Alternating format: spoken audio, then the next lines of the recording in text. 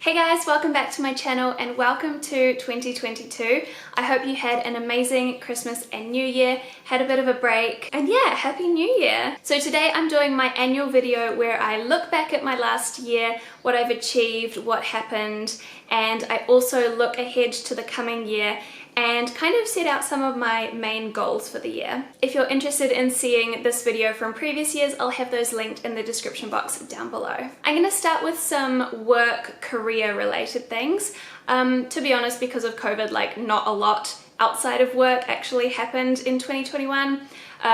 So this video is mostly gonna be work related. 2021 was my first year of teaching as a fully registered teaching. So it was my third year actually teaching. But your first 2 years you're considered a beginning teacher, so you have a mentor teacher that helps you and guides you. So last year being my third year of teaching, I didn't have that anymore. I was fully registered and kind of doing it on my own. And that was not as scary and as difficult as I thought it was going to be. Granted, I didn't have to teach the whole year because of COVID, but I feel really lucky at the school that I'm at. I feel like the support never goes away. Everyone there is just really kind and supportive. So I felt very supported by my team and just the general staff around me. I was also teaching a new year level. So my first 2 years I taught year 3, and then last year I switched to year 2, which is not a huge jump, but it was definitely something different, something new for me. So I felt almost like a beginning teacher again. I was having to relearn everything. But I felt very supported by my team leader, and obviously I had a new team leader as well because I was in a different team with different age group. But yeah, I felt very supported by my team leader and the other person in my team. We were a team of 3. So that was a really nice switch as well. So at the end of every year, and I know this because I went back and watched my other videos about this, at the end of each year that I've taught, I've been like, yay, I've got another contract for next year at the same school. I'm really glad I'm at the same school. But it's always been a temporary contract, like a 1-year contract, which generally is how you start off as a new teacher. I finally got my permanent contract for the school. So I'm still at the same school, which I'm really pleased about yet again.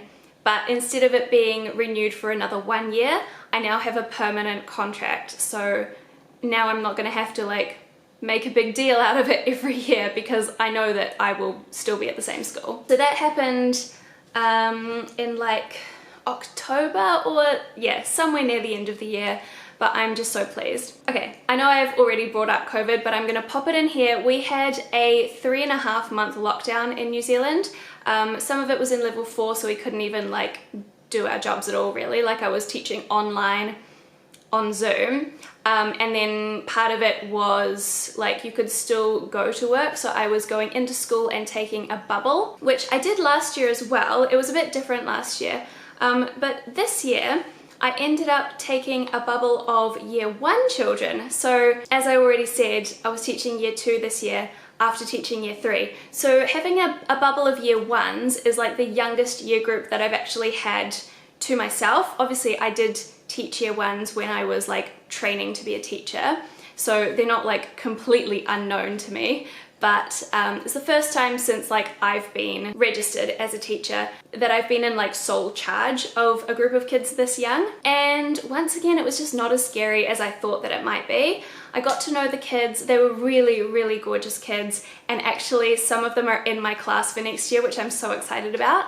It's always nice to know a few faces before you start a new year with a new class. But yeah, so I was bubble teaching a year 1 bubble for a few weeks anyway, and it was honestly kind of fun. Bubble teaching's not my favorite. I much prefer having my own class and knowing who I've got every day and building those relationships, but it was not as bad as I thought it was going to be.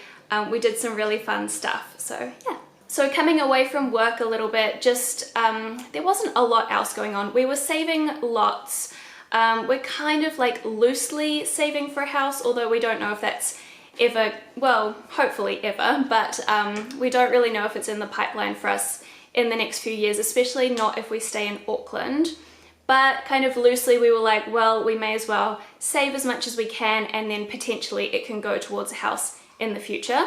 So that was something that we did all year. You may have noticed, or you may not have, but I took quite a long break from YouTube. I think I left in about June or July, and I just put up a little post that said that because of my mental health I just had to let something go, and YouTube was like the thing that I let go. And I didn't go into detail about what it was for my mental health, and I'm still not going to today because it's very personal. But I did want to say that I have been seeing a therapist, which I think is a really big deal for me because I think it's been a very long time coming. I've just been very scared and very anxious to actually go through the process and get a therapist because I just didn't know what it was going to be like. I've never seen a therapist before, and it just the thought of it brought me a lot of anxiety. But I got to the point last year where it was just so bad that I actually, like, seeing a therapist couldn't possibly have been worse than what I was already experiencing. So I saw a therapist. I really like the therapist. Like, even right after the first session I was like, this is great. I don't know what I was worried about. And I'm sure that all therapists are great, but I also feel very lucky with the one that I have. But yeah, we're having a little break over the holidays, but I am still going to be seeing her next year, even though I'm in like a much better place now than I was obviously back in June and July, and also ongoing through several months. But even though I'm in a better place, I know that it's always possible to go backwards. So hopefully by continuing to see her for, I don't know how much longer, but for a little while longer anyway, hopefully I'll then have the tools that I'll be able to manage those kind of dips a bit better by myself.